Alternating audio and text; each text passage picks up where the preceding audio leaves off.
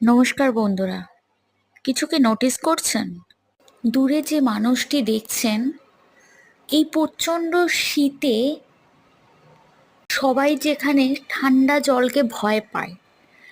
অনেক বাড়িতে স্নান করতেও চায় না, অনেক বাড়িতে কাজ করার ভয়ে জল ধরতে চায় না, যেখানে 7 ডিগ্রি সেলসিয়াস।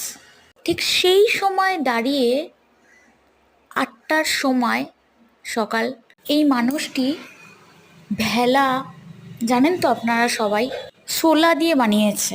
একটি লাঠিকে পাল হিসেবে ব্যবহার করে এই প্রচণ্ড শীতে বরফ সমান ঠান্ডা জলে দাঁড়িয়ে তিনি মাছ ধরছেন।